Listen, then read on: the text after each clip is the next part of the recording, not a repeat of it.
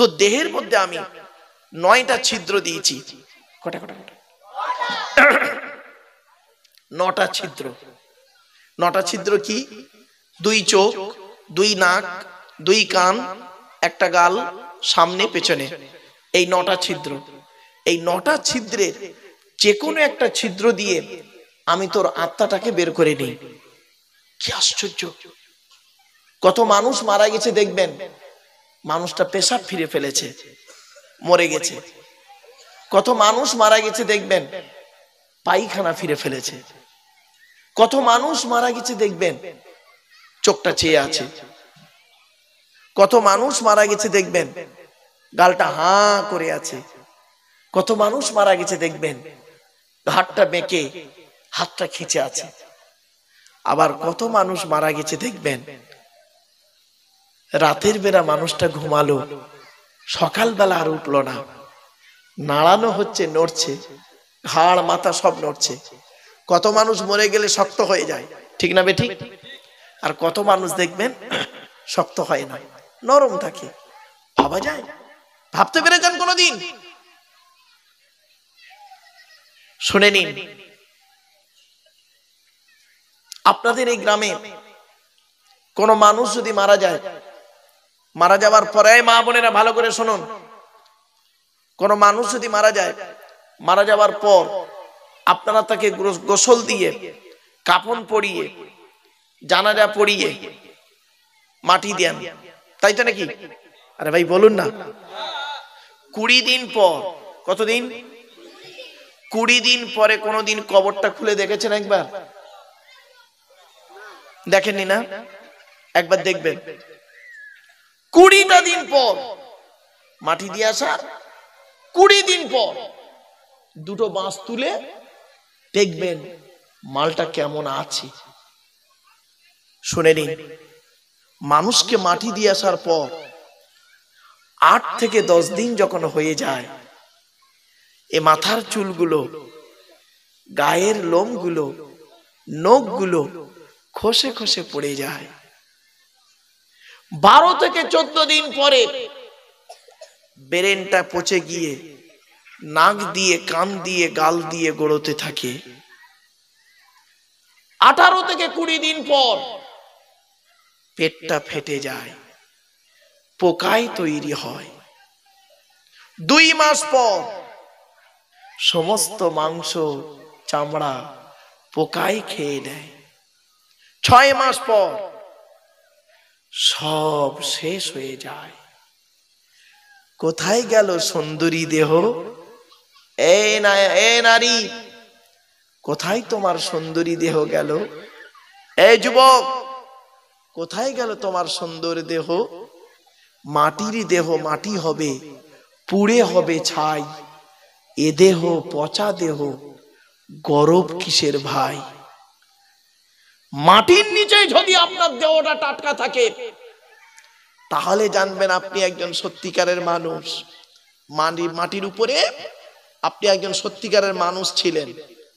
আর মাটির নিচে যদি আপনার দেহের চিহ্ন না পাওয়া যায়, জানবেন আপনার দেহের কোনো দাম নাই, দেহের কোনো দাম নাই।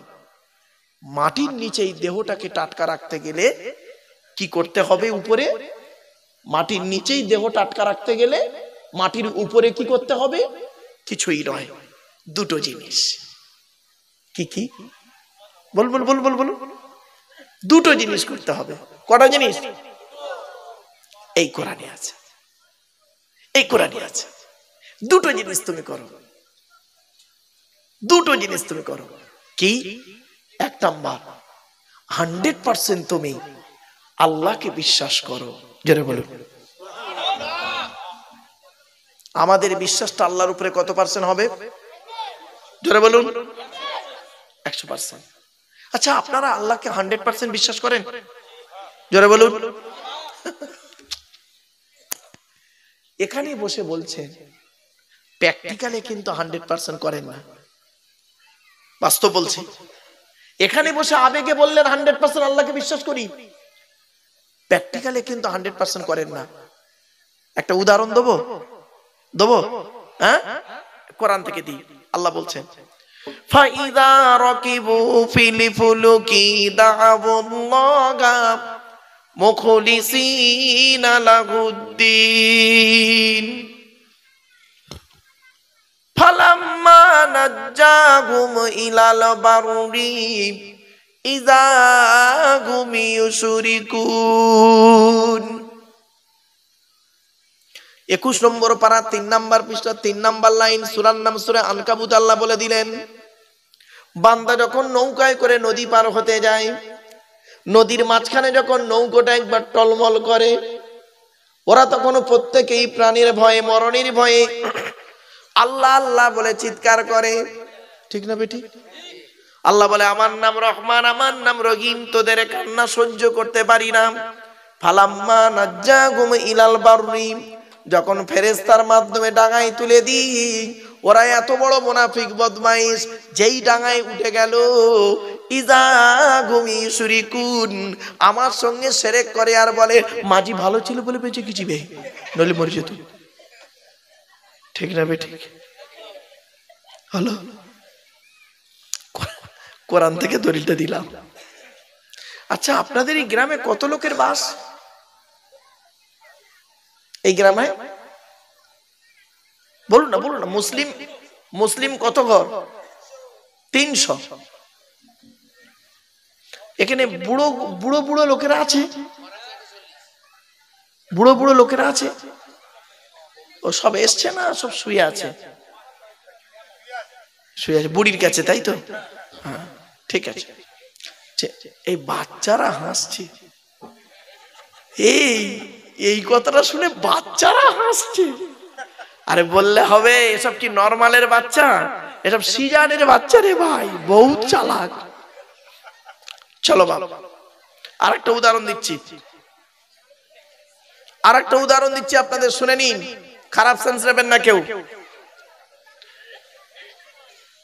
আল্লাহ বলছেন, ফাইদা মাসাল ইনসানা দুররু দাআনা লিযামবিহি আও কাইদান আও কাইমাম ফালাম্মা কাশাফনা আনহু দুররাহু মাররা কাআল্লাম ইয়াদউনা ইলা দুররিম মাসাম।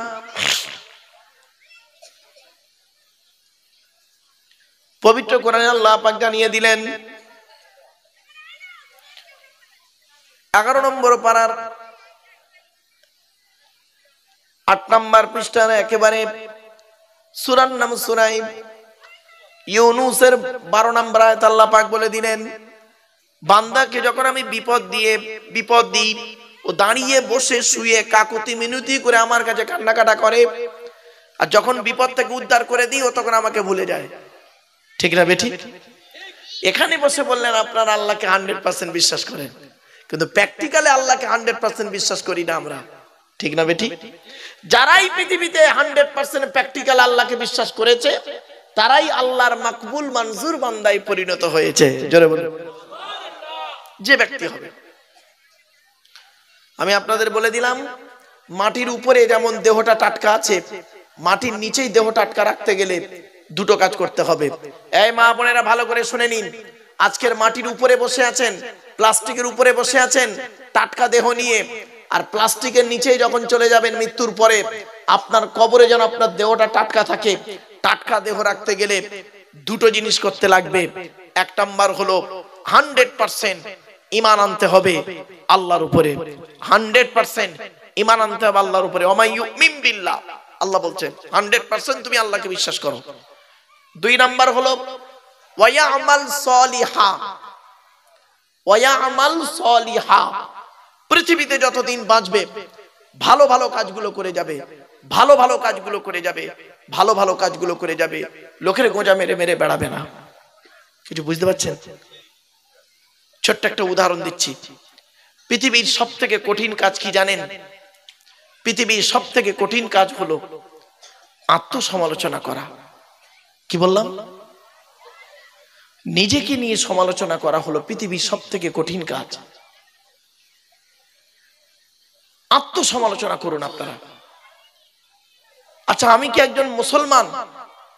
একজন মুসলমান হতে গেলে তার কি কি গুণ থাকা দরকার, সেগুলো কি আমার মধ্যে আছে? আত্মসমালোচনা করুন। মান আরাফা নাফসাহু ফাকাদ আরাফা রাব্বাহু, যে তার নিজের নফসকে চিনতে পেরেছে সে তার সৃষ্টিকর্তাকে চিনতে পেরেছে। জোরে বলুন। আগে আপনি নিজেকে চিনুন, তারপরে অপরকে চিনবেন। আপনি তো নিজেই চিনতে পারেননি নিজেকে। পৃথিবীর সবথেকে কঠিন কাজ হলো আত্মসমালোচনা করা, নিজেকে নিয়ে সমালোচনা করা। আর আত্মসমালোচনা করলে নেকি হয়। কি হয়? কি হয়? নেকি হয়। আর পৃথিবীর সবথেকে সহজ কাজ কি জানেন? পৃথিবীর সবথেকে সহজ কাজ হলো পর সমালোচনা করা। কি? পর সমালোচনা করা। এটা করলে গুনাহ হয়। এটা করলে কি হয়? গুনাহ হয়। ছোট্ট একটা উদাহরণ দিচ্ছি। দুধওয়ালা, বোঝেন তো? দুধওয়ালা লোকের বাড়ি বাড়ি যায়, দুধ কিনে কেউ খেতে চায় না। দুধওয়ালা লোকের বাড়ি বাড়ি যায়, দুধ কিনে কেউ খেতে চায় না। মদওয়ালা গড়িয়ায় দোকান দিয়ে বসে আছে, মদওয়ালা দোকান দিয়ে বসে আছে, মোটর সাইকেলে তেল পুড়িয়ে মদ কিনে খেয়ে মারামারি করে নরেন্দ্রপুর থানার মধ্যে চুপ করে বসে আছে। ঠিক না বেঠিক? দুধওয়ালা কিন্তু ওর বাড়ি গেছিল, দুধ কিনে খাইনি। ভাববেন বাড়িতে গিয়ে, আমার এই ওয়াজ বাড়িতে গিয়ে ভাববেন, এখানে বুঝতে পারবেন না সহজে। চলো, এজন্য আপনাদেরকে বলছি, সৃষ্টিকর্তা বলছেন ওই 9টা ছিদ্রের যে কোনো একটা ছিদ্র দিয়ে তোর আত্মা বের করে নি। আর যারা আল্লাহকে 100% বিশ্বাস করে, পৃথিবীতে ভালো ভালো কাজগুলো করে, তার আত্মাটাকে আমি আল্লাহ এমন ভাবে বের করি, এমন ভাবে বের করি ফেরেশতার মাধ্যমে, ও বান্দা নিজেই বুঝতে পারে না। জোরে বলুন সুবহানাল্লাহ। শুনে নিন মা বোনেরা, ভালো করে শুনে নিন মায়েরা বোনেরা, কয়েক কটা দেহ মাটি খেতে পারে না। কি বললাম? কয়েক কটা দেহ মাটি খেতে পারে না, টাটকা থাকে। 1 নাম্বার, নবীদের দেহ মোবারক মাটি খেতে পারে না, টাটকা থাকে। জোরে বলুন সুবহানাল্লাহ। 2 নাম্বার, শহীদানদের দেহ মোবারক মাটি খেতে পারে না, টাটকা থাকে। জোরে বলুন সুবহানাল্লাহ। 3 নাম্বার, মোকাম্মাল কোরআনে হাফেজের দেহ মাটি খেতে পারে না, টাটকা থাকে। জোরে বলুন। একটা জ্বলন্ত প্রমাণ দিচ্ছি। বাংলাদেশের একটা জেলার নাম কুমিল্লা, নাম শুনেছেন আপনারা?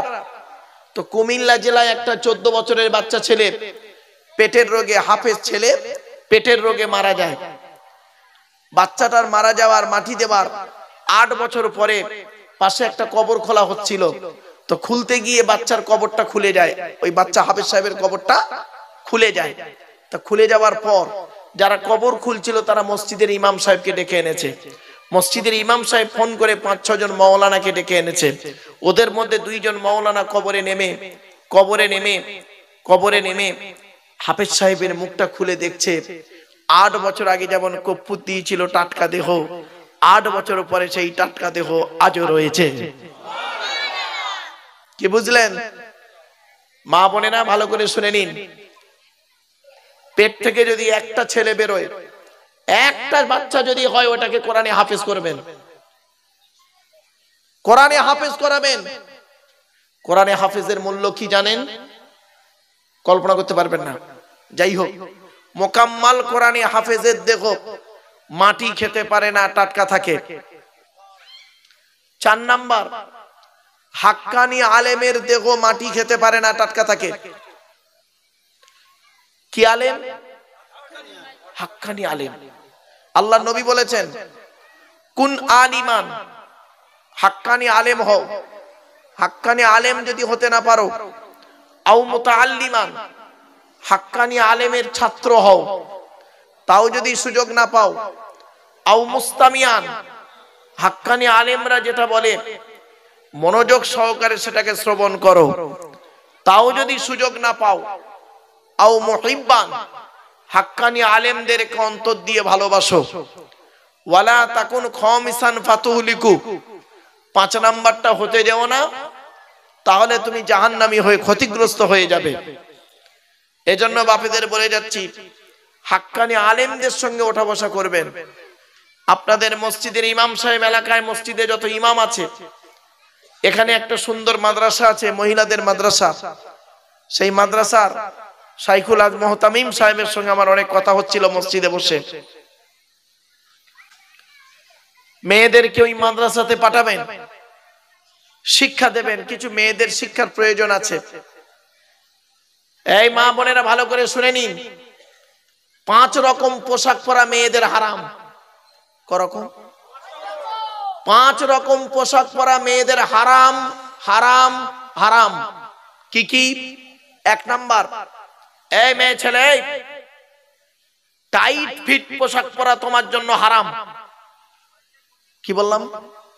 টাইট ফিট, গায়ের সঙ্গে চাপতে থাকে, টাইট ফিট পোশাক পরা হারাম তোমার জন্য। তবে টাইট ফিট পোশাক তুমি পরতে পারো, ওর উপরে চাদর বা কাপড় দিয়ে ঢেকে নিতে হবে। তাহলে কি পোশাক পরবে মহিলারা? ঢিলে ঢালা পোশাক। 2 নাম্বার, মেয়েদের ওই পোশাক পরা হারাম যে পোশাকটা বেধর্মীদের মতো পোশাক। তুমি মুসলিম মেয়ে, তোমার পোশাক আছে শাড়ি, সায়া, ব্লাউজ, তোমার পোশাক আছে সালোয়ার কামিজ, ওড়না, তোমার পোশাক আছে বোরকা।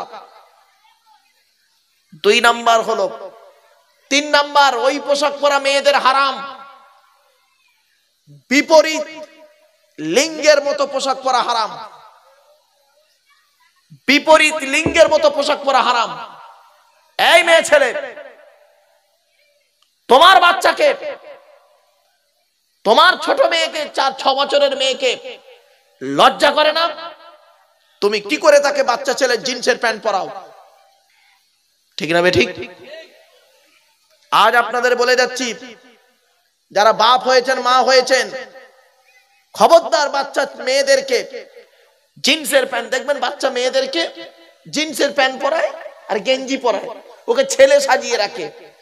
তুমি তোমার 6 বছরের বাচ্চা মেয়েকে জিন্সের প্যান্ট পরার অভ্যাস করাবে, ওই মেয়েটার বয়স যখন 16 বছর হবে, ও কোনোদিন শাড়ি, সায়া, ব্লাউজ, সালোয়ার কামিজ পরবে না, বোরকা পরবে না, ও পরবে জিন্সের প্যান্ট পরেই ঘুরবে। আর ও ধর্ষিত হলে তুমি মা, তোমাকে ধরা হবে কিয়ামতের মাঠে, তুমি বাপ, তোমাকে কিয়ামতের মাঠে ধরা হবে। একটা মেয়ে ছেলে জাহান্নামায় যাবে, একটা মেয়ে ছেলে জাহান্নামায় যাবে, 4 জন পুরুষকে আগে জাহান্নামায় ঢোকাবে। 1 নাম্বার তার বাপ, 2 নাম্বার তার ভাই বা দাদা, 3 নাম্বার তার স্বামী, 4 নাম্বার তার পেটের ছেলে। এই 4 জনের বাইরে কেউ আছেন? বলুন। তাহলে 1 নাম্বার, মেয়েদের পোশাক পরা হারাম কি? টাইট ফিট পোশাক পরা হারাম। 2 নাম্বার, কি পোশাক পরা হারাম? বিপরীত বেধর্মীদের মতো পোশাক পরা হারাম। 3 নাম্বার, বিপরীত লিঙ্গের মতো পোশাক পরা হারাম। কোন মেয়ে ছেলে বেটা ছেলের পোশাক পরতে পারবে না, কোন বেটা ছেলে মেয়ে ছেলের কাজ করতে পারবে না, মেয়ে ছেলের পোশাক ধারণ করতে পারবে না। অনেক বেটা ছেলে এখানে আছে, দেখবেন 1 কানে দুল পরে। ঠিক না বেটি? 1 কানে দুল পরে। অনেক বেটা ছেলে আছে নির্লজ্জের মতো, মেয়েদের মতো এক হাতে বালা পরে, বালা পরে। ঠিক না বেটি? লজ্জা করে না? তুমি পুরুষ, তোমাকে পুরুষ বলতে ঘৃণা লাগে। তুমি আগে পুরুষ হও, তুমি আগে পুরুষ হও। তুমি নারী, তোমাকে নারী বলতে ঘৃণা লাগে। চলুন আর একটু এগিয়ে যাচ্ছি। 4 নাম্বার হলো ওই পোশাক পরা মেয়েদের হারাম যে পোশাকটা বাইরে থেকে ভেতরের অঙ্গ দেখা যায়, বাইরে থেকে ভেতরের অঙ্গ দেখা যায়, ওই পোশাকটা মেয়েদের পরা হারাম। এই পিতামাতা, ঈদের সময় তুমি তোমার মেয়েকে, 14 বছরের মেয়েকে তুমি এমন একটা জামা পরিয়েছো যেটা মুশারির থেকেও খারাপ। ঠিক না বেঠিক? মুশারির থেকেও খারাপ। এত পাতলা জামা, বাইরে থেকে ভেতরের অঙ্গ দেখা যায়। তুমি বাপ, তুমি মা, তোমাকে প্যারেন্টস বলতে ঘৃণা করে। কিছু বুঝতে পারছেন ওয়াজিব?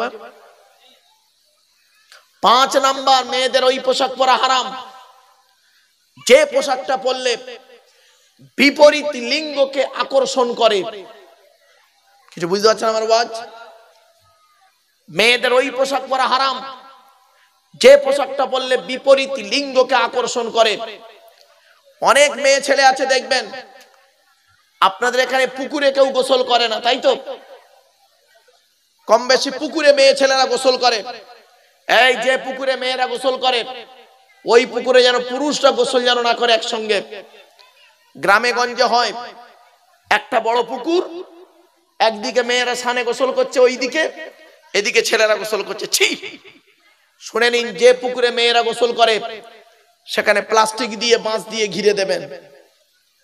অনেক মেয়ে ছেলে আছে দেখবেন রাস্তার ধারে টিউবওয়েলে টাইম কলে গোসল করে বাড়ি যায়। একটা মেয়ে ছেলে যদি ভিজে পোশাক পরে যদি বাড়ি যায়, রাস্তা দিয়ে হেঁটে যায়, একজন পুরুষ তার দেখতে ঘৃণা লাগবে, ঠিক না? ঠিক? বিবেককে প্রশ্ন করো, আগে মানুষ হও, আগে তুমি মানুষ হও। অনুরোধ করে বলে যাচ্ছি বাপ, কথাগুলো শুনতে খারাপ লাগবে, হয়তো কথাগুলো শুনতে খারাপ লাগছে আপনাদের, কিন্তু আমাকে বলতে হবে। আমি যদি এই কথাগুলো না বলি, কিয়ামতের মাঠে আল্লাহ আমার জবানটাকে টেনে ছিঁড়ে নেবে। চলুন, 1 নাম্বার হলো কি? আল্লাহ বলছে, বান্দা শোন, মায়ের পেটের ভিতরে তো 3টে জিনিস আলাদা করে পাঠিয়েছি। কটা? 3টে জিনিস আলাদা, আমাদের আলাদা, প্রত্যেকের আলাদা। 1 নাম্বার হলো ব্লাড গ্রুপ। কি বললাম? ব্লাড গ্রুপ আলাদা। আপনারা হিন্দু মুসলিম কোনোদিন ঝগড়া করবেন না। হিন্দু মুসলিম কাঁধে কাঁধ মিলিয়ে চলবেন। কিসের হিন্দু কিসের মুসলিম ঝগড়া করেন? মনে রাখবেন, হিন্দুদের রক্তের ভিতরে মুসলমানদের রক্ত রয়েছে, মুসলমানদের রক্তের ভিতরে হিন্দুদের রক্ত আছে। ব্লাড ডোনেশন ক্যাম্প হয় আপনাদের এখানে, রক্তদান শিবির হয়। শুনে নিন, আপনারা জলসা দেন, এত বড় জলসা দিয়েছেন, রক্তদান শিবির করতে পারেন না? শুধু তাই নয়, আপনারা করবেন, এগুলো করবেন। আপনারা তো এসব কাজ করেন না। রক্তদান শিবির, গরিবকে কাপড় দান, বস্ত্র বিতরণ, এগুলো করবেন। রাসূলুল্লাহর হাদিস আছে, বস্ত্র বিতরণকারী কি হাদিস শুনে নিন। আল্লাহর নবী একদিন সাহাবীদেরকে বলছেন, তোমরা জান্নাতের আশা করো? সাহাবীরা বলছেন, জি হ্যাঁ, জান্নাতের আশা করি। নবীজি বললেন, জান্নাত কার আশা করে? সাহাবীরা পুরো চুপ হয়ে গেলেন। নবীজি বললেন, শোনো, জান্নাত 5 শ্রেণীর মানুষের জন্য আশা করে। 1 নাম্বার হলো তালিয়াল কোরআন, এই প্রত্যহ কোরআন তেলাওয়াতকারী মানুষের জন্য জান্নাত আশা করে। জোরে বলুন সুবহানাল্লাহ। এজন্য আমি আপনাদেরকে অনুরোধ করে বলে যাচ্ছি, জলসা কমিটিকে, 1 বছর, আগামী বছর যদি এই জলসা আপনারা দেন, তাহলে যেন প্রত্যেকে কোরআন শরীফ পড়াটা শিখে নেন। কি বললাম? কোরআন শরীফ পড়া শিখে নেবেন। ইমাম সাহেবের কাছে বসে কোরআন শরীফ পড়াটা শিখে নেবেন। অনুরোধ করে বলে যাচ্ছি, কোরআন শরীফ পড়াটা শিখে নেন। 1 বছরও সময় লাগবে না। নবীজি বলেছেন, 1 নাম্বার হলো কোরআন তেলাওয়াতকারী মানুষের জন্য জান্নাত আশা করে। জোরে বলুন সুবহানাল্লাহ। 2 নাম্বার হলো ওয়াহাফিজিল লিসান।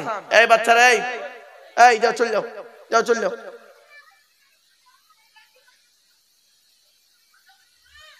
আসলে আমি না দূর থেকে ভেবেছিলাম একরকম, কিন্তু কাছে এসে দেখলাম অন্যরকম।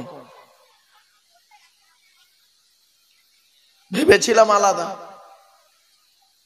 কাছে এসে দেখলাম অন্যরকম।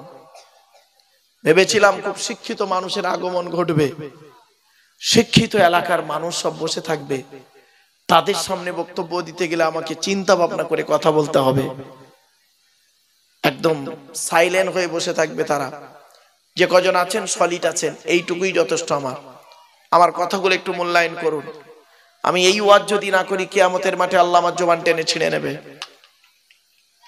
1 নাম্বার নবী বললেন, কোরআন তেলাওয়াতকারী মানুষের জন্য জান্নাত আশা করে।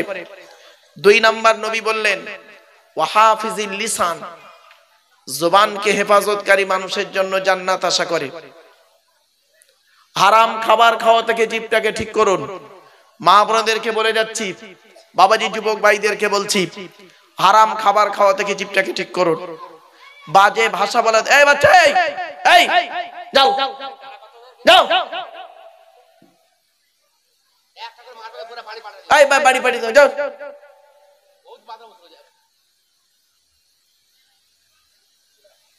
দোষটা ওদের নয়, দোষটা ওদের নয়। বৃক্ষ তোমার নাম কি? ফলে পরিচয়। নিশ্চয়ই বাচ্চাগুলোর পিতা আছে, দাদু আছে, তাদের উচিত ছিল দাদুর উচিত ছিল নাতিকে পাশে নিয়ে বসে ওয়াজ শোনা। বাপের উচিত ছিল ছেলেকে পাশে বসিয়ে ওয়াজ শোনানো। বড় ভাইয়ের উচিত ছিল ছোট ভাইকে নিয়ে পাশে ওয়াজ শোনানো। মায়ের উচিত ছিল পেটের বাচ্চাকে পাশে বসিয়ে কোরআন হাদিস শোনানো। দোষটা ওদের নয়। আসলে জলসাটা ফ্যাশন হয়ে গেছে, জলসা এখন ফ্যাশন হয়ে গেছে। আল্লাহকে খুশি করার জন্য জলসা কম হয় বাবা, মনে রাখবেন। চলুন আজকে আমার সময় দিন, আজ টুকটুক করে গোটা কত কথা বলার সুযোগ দিন। 1 নাম্বার, জান্নাত আশা করে কাদের জন্য? কোরআন তেলাওয়াতকারী মানুষ। 2 নাম্বার, জবানকে হেফাজতকারী মানুষের জন্য জান্নাত আশা করে। হারাম খাবার খাওয়া থেকে জিভটাকে ঠিক করুন। মা বোনেদেরকে বলছি, হারাম খাবার খাওয়া থেকে জিভটাকে ঠিক করুন। বাজে ভাষা বলা থেকে জিভটাকে ঠিক করুন। পরনিন্দা পরচর্চা করা থেকে জিভটাকে ঠিক করুন। আর লজ্জাস্থানকে হেফাজত করুন। আল্লাহর নবী বললেন, বুখারীর হাদিস, বুখারী শরীফ আছে, মা বোনেরা ভালো করে শুনে নিন। নবীজি বলেছেন, তোরা আমাকে দুটো জিনিসের গ্যারান্টি দে, আমি মুহাম্মদ সাল্লাল্লাহু আলাইহি ওয়াসাল্লাম তোদের জান্নাতের গ্যারান্টি দিয়ে দেব। কি দুটো জিনিস? 2 ঠোঁটের মাঝখানে জিভের গ্যারান্টি দে, 2 রানের বীজখানে লজ্জাস্থানের গ্যারান্টি দে। এই জন্য নবী বললেন, the messenger of Allah, peace be upon him, said, the best among you those with good manner। নবী বলেন, তোদের মধ্যে উত্তম ব্যক্তি ওই লোকটা যার ক্যারেক্টার, চরিত্র ভালো, ওই লোকটাই হলো উত্তম ব্যক্তি। একজন উকিল, ব্যারিস্টার, মাস্টার, ডাক্তার, মোল্লা, মরিচা, পিস্টাব, দরবেশ সাহেব, আমির সাহেব, মুফতি সাহেবের যদি চরিত্র খারাপ হয়, আর একজন টোটোওয়ালার চরিত্র যদি ভালো হয়, টোটোওয়ালাটাই হলো আল্লাহর কাছে প্রিয় ব্যক্তি। Many loss is something loss, health loss is nothing loss, but character loss is everything loss। মানুষের যদি টাকা চলে যায়, ইনকাম করলে টাকাটা আবার ফিরে আসবে। মানুষের যদি শরীর চলে যায়, ভালো মন্দ খেলে শরীরটাও ফিরে আসবে। কিন্তু বন্ধুরে, মানুষের যদি চরিত্র চলে যায়, চরিত্র কিন্তু আর ফিরে আসবে না। এই জন্য নবী বললেন, 2 ঠোঁটের মাঝখানে 2 রানের বীজখানে, এই দুটো জিনিসের গ্যারান্টি তোরা আমাকে দে, আমি মুহাম্মদ সাল্লাল্লাহু আলাইহি ওয়াসাল্লাম তোদের জান্নাতের গ্যারান্টি দিয়ে দেব। যান বাড়ি চলে যান সব, এবার গিয়ে দেখবেন হয় চাচার নিচে খারাপ, নয় চাচার উপরে খারাপ। ঠিক না বে? ঠিক ভুল বললাম কথাটা? বাস্তব কথা। হুক মেরে কারেন্ট নিয়ে পাখা চালিয়ে তাহাজ্জুদের নামাজ পড়ছে, চুরি করা কারেন্টে পাখা চালিয়ে তাহাজ্জুদ। বগরা ঈদের দিন, এই গত বগরা ঈদে, শুনেন, এই বগরা ঈদে আমার মা মারা গেছে। গত বগরা ঈদের দিন বেলা 10:30টার সময় একজন আমাকে ফোন করেছে। ফোন করে আমাকে জিজ্ঞাসা করছে, হুজুর আসসালামু আলাইকুম ভাইজান, ঈদ মোবারক।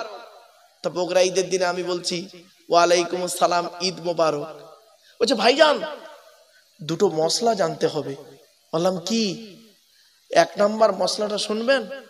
বলছে, ভাইজান কুরবানির গোশত দিয়ে মদ খাওয়া যাবে? কত বড় হারামখোর বলতেন। তারপরে আমি চুপ করে আছি। আমি বললাম, আরেকটা কি মশলা? আরেকটা কি মশলা? বলছে, সুদের টাকায় বিড়ি কিনে খেলে গোনা হবে। কিছু বুঝতে পারছেন? তো 1 নাম্বার হলো কোরআন তেলাওয়াতকারী মানুষের জন্য জান্নাত আশা করে। মা বোনেরা কোরআন তেলাওয়াত করুন। 2 নাম্বার হলো ওয়াহাফিজিল লিসান, জবানকে হেফাজতকারী মানুষের জন্য জান্নাত আশা করে। 3 নাম্বার হলো আমুত ইমিলি জিআন, ক্ষুধার্তকে খাদ্য দানকারী মানুষের জন্য জান্নাত আশা করে। গরিব ফকির এতিম মিসকিনদেরকে খাওয়াবেন।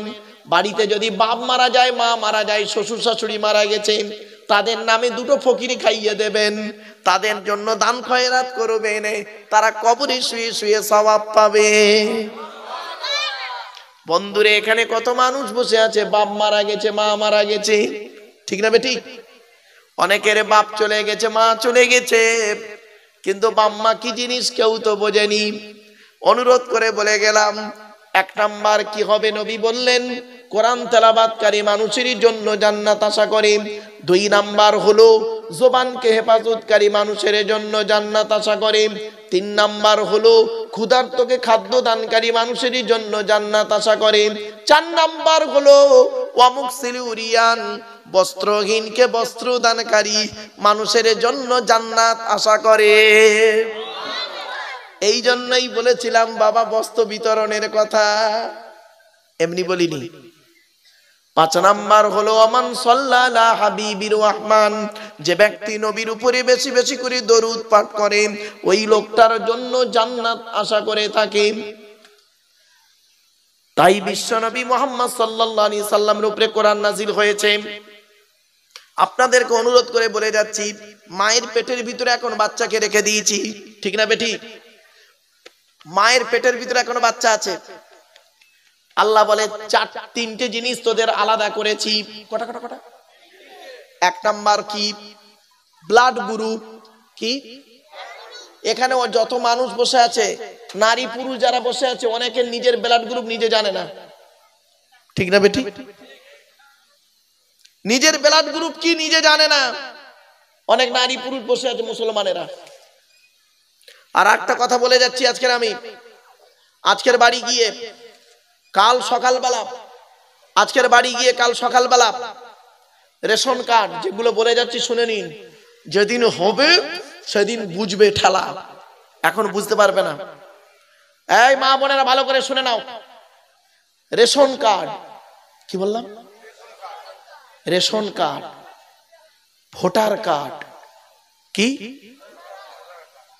আধার কার্ড, প্যান কার্ড,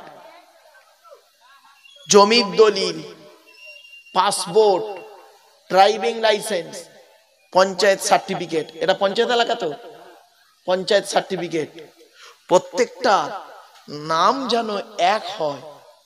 এ মুসলমানদের অবস্থা কি শুনবেন?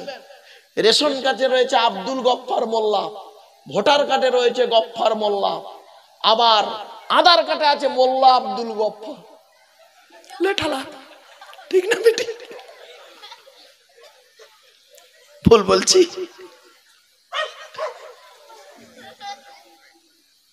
আর একটা কথা বলে দিচ্ছি, 1971-এর আগে কত 1971-এর আগে যে আপনার বাপ এখানে জন্মেছিল, এর প্রমাণ দিতে হবে আপনাকে। বুঝতে পারোনি ওয়াজ আমার? আখিরাতের ওয়াজ শোনার আগে দুনিয়ার ওয়াজটা আগে শুনে নাও। 1971-এর আগে তোমার বাপ যেখানে জন্মেছিল তার প্রমাণ কি? আর তুমি যে তোমার বাপের ছেলে তার প্রমাণ করতে হবে কোর্টে। এজন্য বলে যাচ্ছি, ওই পর্চায় জায়গার যে পর্চা কিনেছে করেছেন, দলিলে যেন নামটা এক থাকে, পর্চাতেও যেন নামটা এক থাকে, আর আপনার বাপের নামের সঙ্গে আপনার নামটা যেন এক থাকে। উল্টো পাল্টা বানান হলে সমস্যায় পড়ে যাবে বাপ। আমি আসামে যাই তো, যেটা হয়েছে সেটাই আমি তুলে ধরলাম, অনুরোধ করে বলে গেলাম। এক নাম্বার হলো ব্লাড গ্রুপ আলাদা। ব্লাডের 4টে গ্রুপ আছে। কটা গ্রুপ? কি কি? এ বি, এই সি না, সি বলতেছি, এ বলেন, A B, A B, A B, A B আর ও, প্রত্যেকটার মাইনাস প্লাস। একটা হিন্দু রক্তের ভিতরে 3টে জিনিস পাওয়া যায়, লোহিত কণিকা, শ্বেত কণিকা, অনুচক্রিকা, as a same no difference. একটা মুসলমানের রক্তের ভিতরে এই 3টিই পাওয়া যায়। কিসের হিন্দু কিসের মুসলিম মারামারি করেন? খবরদার নয়। হিন্দু মুসলিম কাঁধে কাঁধ মিলিয়ে চলবেন। চলুন এগিয়ে যাচ্ছি। 1 নাম্বার ব্লাড গ্রুপ আলাদা আমাদের প্রত্যেকের, ঠিক না বেঠিক? 2 নাম্বার কি আলাদা বলতে পারেন? শুনে নিন, আপনারা আধার কার্ড করেছেন? আরে ভাই বলুন না। আচ্ছা, আধার কার্ড করার সময় অফিসাররা আপনাদেরকে বলেছিল কি, দেখুন তো খেয়াল করে, চোখটা বড় করে চান তো, বলেছিল না? কেন চোখ বড় করতে বললো কেন? 1500 বছর আগে আল্লাহ কোরআনে বলে দিয়েছে এই কথাটা। কি আশ্চর্য! 1500 বছর আগে কোরআনে কথাটা বলা আছে। শুনে নিন, আল্লাহ বলছেন, আলাম নাজআল লাহু আইনাইনি ওয়া লিসানান ওয়া শাফাতাইন ওয়া হাদাইনাহুন নাজদাইন। আল্লাহ বলে, আমি কি তোদের দুটো চোখ তৈরি করি নাই? কোরআনের এই আয়াতটাকে নিয়ে সারা পৃথিবীর বৈজ্ঞানিকরা গবেষণা শুরু করলো। কোরআনে কেন বলা হলো চোখের কথা বলা হলো, গবেষণা শুরু কর।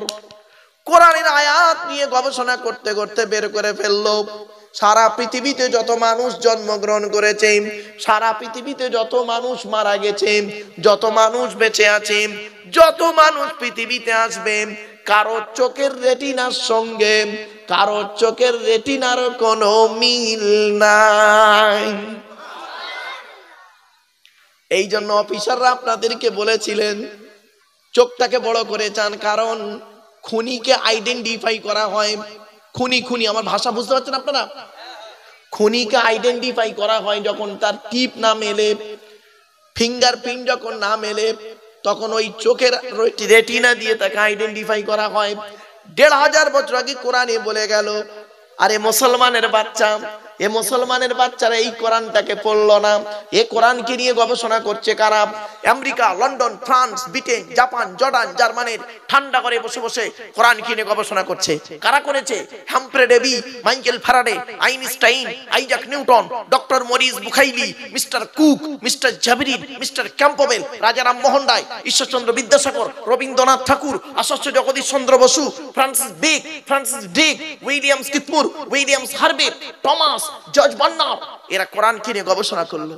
আর মুসলমানদের কিছু মৌলবি কি করলো শুনবেন? এই কোরআনটা পড়ে এ মৌলবি ও মৌলবির খালি কাফের ফতোয়া দিচ্ছে। এ ওর বলে কাফের, ওর বলে কাফের। ঠিক না বেঠিক? তুমি যাকে কাফের বলছো, সত্যিকারের যদি সে কাফের না হয়, বললেওয়ালা নিজে কাফের। কিছু বুঝতে পারছেন আমার ওয়াজ? বাপেরা খবরদার নয়, বাড়িতে গিয়ে ভাববেন। চলুন এগিয়ে যাই। এই এলাকায় এমনও বাড়ি আছে, এই মা বোনেরা শুনে নিন, খারাপ সেন্স দেবেন না। এমনও বাড়ি আছে, বাড়িতে গিয়ে দেখবেন সানসেট গুলোতে বড় বড় কেতাব কিনে রেখেছে। ছেলে আমার মাস্টার, ডাক্তার, ইঞ্জিনিয়ার, প্রফেসর হবে, কোর্টের জজ হবে। আর এমনও বাড়ি আছে গিয়ে দেখবেন সানসেট গুলোতে বিশাল বড় বড় তরকারির হাঁড়ি আছে, মাল বগরাই বেরোবে। ঠিক না বেঠিক? খারাপ বলছি না, বাস্তব কথা বললাম। কথাটা শুনতে খারাপ লাগলো, কিন্তু অতি বাস্তব কথা বললাম। চলেন তাহলে 1 নাম্বার হলো ব্লাড গ্রুপ আলাদা, 2 নাম্বার হলো কি চোখের রেটিনা আলাদা, 3 নাম্বার হলো কোরআন বলছে, কোরআনে আছে আয়া সাবলে ইনসানু আল্লান নাজমা ইযামা বালা কাদিরিনা আলা আন নুসাউবিয়া বানানা। আল্লাহ পাক জানিয়ে দিলেন সূরা কিয়ামার 4-5 নম্বর আয়াতে আল্লাহ পাক বলে দিলেন, হে মানব জাতি, হে মানব জাতি, তোরা কি মনে করেছিস আমরা মরে গেলে পচে গলে হাড় হয়ে যাব, কিয়ামতের মাঠে আল্লাহ আর তুলতে পারবে না? কখনোই ভাববি না। এই পৃথিবীতে যেমন তোদের বুড়া আঙুলের ছাপ যেমন কারোর সঙ্গে কারোর কোনো মিল নেই, কিয়ামতের মাঠে কারোর সঙ্গে কারোর কোনো মিল পাবি না। কোরআনের এই আয়াতকে নিয়ে কে গবেষণা করলো? থাইল্যান্ডে চ্যাংম্যাং ইউনিভার্সিটি অ্যানাটমি বিভাগের প্রফেসর, বিখ্যাত পণ্ডিত বৈজ্ঞানিক, লোকটার নাম হলো তাথাগত জেসান। উনি একজন খ্রিস্টান, হিন্দু নন, মুসলমান নন। উনি বললেন কোরআনে ভুল আছে। বলে কি ভুল? বলল কোরআনে লেখা আছে বুড়া আঙুলের ছাপ নাকি কারোর সঙ্গে কারোর কোনো মিল নেই। আমি কোরআনের ভুল বের করে শুনবো। উনি করলেন কি, 1000 মানুষের বুড়া আঙুলের ছাপ নিলেন, 1 বছর ধরে গবেষণা করে দেখছেন কারোর সঙ্গে কার মিল আছে। যখন কারোর সঙ্গে কারোর কোনো মিল পেলেন না, ল্যাবরেটরির ভিতরে দাঁড়িয়ে দাঁড়িয়ে ইসলামের কালেমা পড়ে মুসলমান হয়ে গেলেন। তুমি কি গবেষণা করছো? তুমি তো কোরআনটাকে তেল পড়া, পানি পড়া, ওয়াজ করা, খতম পড়া, তাবিজ বানাতে লাগিয়ে দিয়েছো। ঠিক না ঠিক? বাস্তব কথা বলছি। কথাটা শুনতে খারাপ লাগবে, কিন্তু বলতে বাধ্য হচ্ছি। বাপ, এ কোরআন এমন এক কিতাব, আল্লাহ বলছে বান্দা শোন, একবার তোরা চিন্তা করে দেখ, তোদের একটু বুদ্ধি দিলাম, সেই বুদ্ধি নিয়ে তোরা কি করলি? অহংকারে ফেটে পড়লি। কিসের অহংকার? টাকা, টাকা, টাকা। নতুন হাট তো হুজুর, নতুন হাটের লোকেদের টাকার অহংকার। আল্লাহ বলে ক টাকার মালিক তুই? আল্লাহুল গনিয়ু ওয়া আনতুমুল ফুকারা। আমি আল্লাহ হলাম ধনী, তোরা সব ফকিরের বাচ্চা। জোরে বলুন সুবহানাল্লাহ। ঠিক না বে ঠিক? আল্লাহ বলছে ও টাকা তোর, ও টাকা তোর নয় রে, ও টাকা আমার। আমি আল্লাহ তোকে দিয়েছি খরচা করতে। মনে রাখিস, জ্ঞানীর জ্ঞানের হিসাব নেব, ধনীর অর্থের হিসাব নেব, যুবক যৌবনের হিসাব নেব। হিসাব দেওয়ার জন্য আপনারা এখানে বসুন।